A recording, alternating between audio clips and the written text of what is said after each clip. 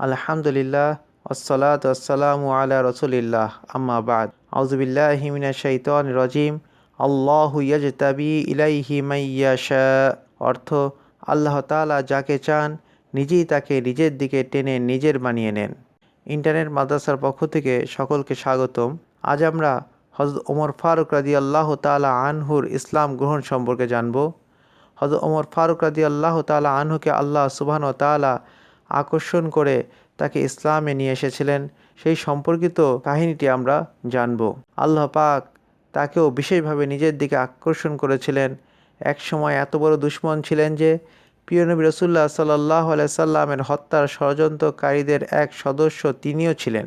নবুয়তের চেরাগকে নিভিয়ে দেওয়াই ছিল যাদের লক্ষ্য, কিন্তু আল্লাহ পাক যখন তাকে জব্দ করলেন, আকর্ষণ করলেন, খোলা তলোয়ার গলায় ঝুলিয়ে তিনি ইসলাম গ্রহণ করতে ছুটে চলেছেন। আল্লাহ যাকে নিজের জন্য চান, নিজের দিকে টানেন, দুনিয়ার কোনো শক্তি তখন আর তাকে নিজের দিকে টানতে পারে না, এক চুলও তাকে টলাতে পারে না। প্রধানমন্ত্রীর বিড়ালের গলায় যদি নিশান ঝোলানো থাকে যে এটি প্রধানমন্ত্রীর বিড়াল কিংবা অমুক জেনারেল বা সেনাবাহিনীর প্রধানের বিড়াল, তাহলে কোনো কসাইয়ের হিম্মত হবে কোনো চক্রান্ত ষড়যন্ত্র করে ওই বিড়াল চুরি করার? কারণ সবাই জানে যে এই অপরাধের শাস্তি ফাঁসির চেয়ে কম তো হবে না। তাই আল্লাহ যাকে নিজের বানান, দুনিয়ার কোনো শক্তি কোনো কিছুই তাকে নিজের বানাতে পারে না।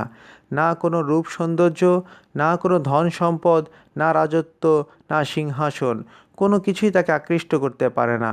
আল্লাহ যাকে নিজের বানান তার চেহারার মধ্যে এক প্রভা প্রতিপত্তি দান করেন, তার মনোবলকে উচ্চ করে দেন। কারো হাতে সে বিকৃত হতে পারে না, এমনকি সে নিজে বিকৃত হতে চাইলেও আল্লাহ পাক তাকে বিক্রি হতে দেন না। আল্লাহ পাকের পক্ষ হতে বিশেষভাবে তার হেফাজত হতে থাকে। হযরত ওমর ফারুক রাদিয়াল্লাহু তাআলা আনহু এর ঈমান আনার আগে ৩৯ ব্যক্তি ঈমান গ্রহণ করেছিলেন। রাসূল পাক সাল্লাল্লাহু আলাইহি সাল্লাম দারে আরকামে গোপনে আল্লাহর দিকে দাওয়াতের কাজ করে যাচ্ছিলেন। সাহাবীগণ ওই ঘরে বসা ছিলেন। প্রিয় নবী রাসূলুল্লাহ সাল্লাল্লাহু আলাইহি সাল্লাম অন্য এক রুমের মধ্যে ছিলেন। সাহাবীগণ হঠাৎ দেখতে পেলেন ওমর খোলা তরবারি নিয়ে এগিয়ে আসছেন। সাহাবীগণ ভয় পেয়ে গেলেন, কারণ তার বীরত্ব প্রসিদ্ধ ছিল। সাইয়্যিদুশ শুহাদা হযরত হামজা রাদিয়াল্লাহু তাআলা আনহু বললেন, আমি এখনও জীবিত আছি। ওমরের চোখে মুখে ভিন্নতর উদ্দেশ্য যদি দেখতে পাই, তাহলে এখানেই তাকে মাটির সাথে মিশিয়ে দিব। হযরত হামজা রাদিয়াল্লাহু তাআলা আনহু আসাদুল্লাহ, আল্লাহর সিংহ ছিলেন।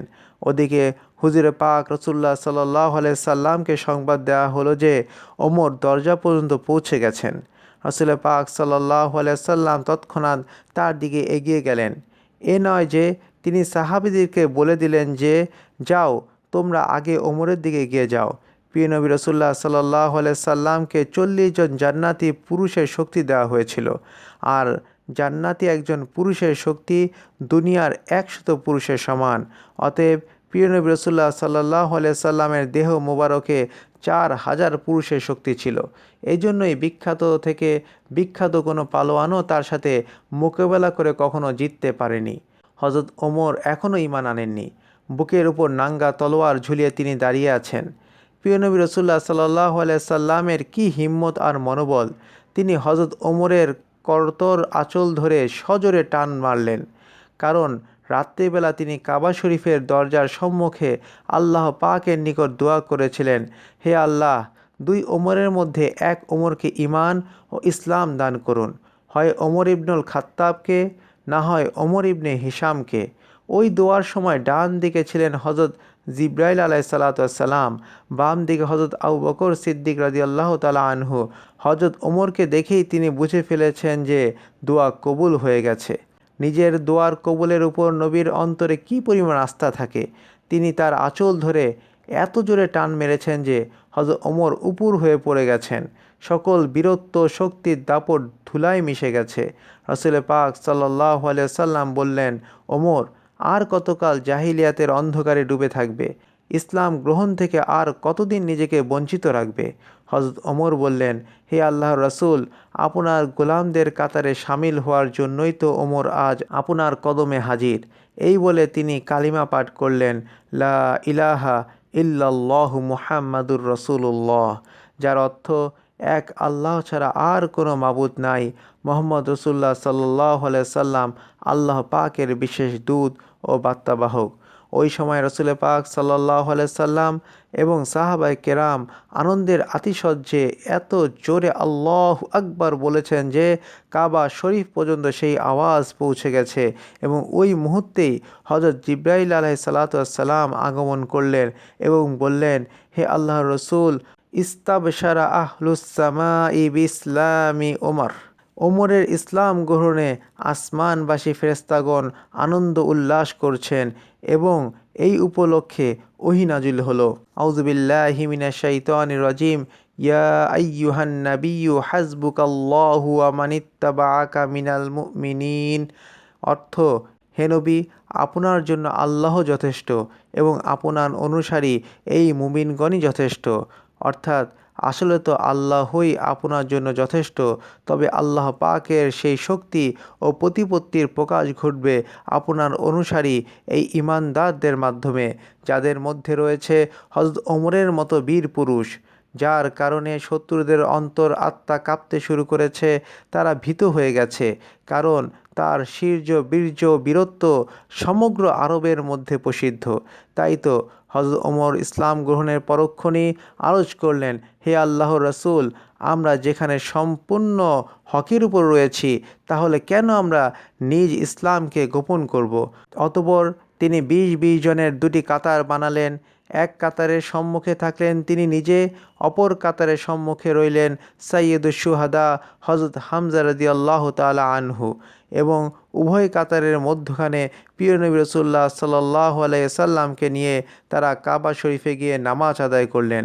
অতঃপর যারা যারা প্রিয় নবী রাসূলুল্লাহ সাল্লাল্লাহু আলাইহি সাল্লামকে হত্যার ষড়যন্ত্র করেছিল এবং হযরত ওমরকে পরামর্শ দিয়েছিল প্রিয় নবী সাল্লাল্লাহু আলাইহি সাল্লামকে হত্যা করার জন্য, হযরত ওমর তাদের একজনের কাছে গেলেন এবং বললেন, এমন পুত পবিত্র এই মহান ব্যক্তিত্বকে হত্যার ষড়যন্ত্র করছিলে তোমরা, আর আমাকেও এই দুষ্কর্মের দোষর বানাতে চেয়েছিলে। শোনো, আজ আমি তোমাদেরকে ছাড়ছি না।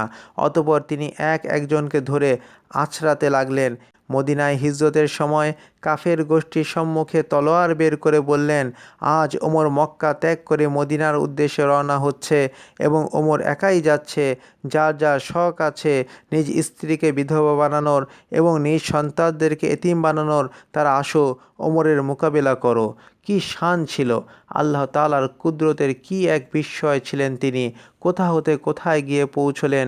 হুজুর সাল্লাল্লাহু আলাইহি সাল্লামের গোলামির বরকতে আল্লাহ পাক তাকে ইসলামের দ্বিতীয় খলিফার মর্যাদা দান করলেন। 10.5 বৎসর তিনি রাষ্ট্র শাসন করেছেন। এটি ছিল হযরত ওমরের জজবের আকর্ষণের ঘটনা। কিভাবে আল্লাহ পাক সে দিনের সেই ওমরকে হযরত ওমর রাদিয়াল্লাহু তাআলা আনহু বানিয়ে দিয়েছেন, নিজের বিশেষ বান্দাদের অন্তর্ভুক্ত করেছেন। আল্লাহ পাক যাকে চান নিজের বানান।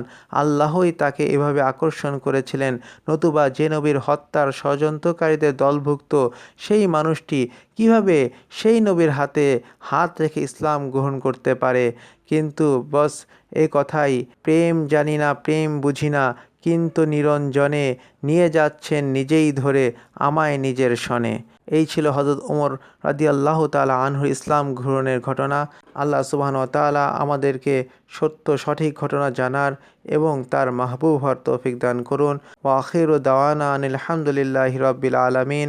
আসসালামু আলাইকুম ওয়া রাহমাতুল্লাহি ওয়া বারাকাতুহু।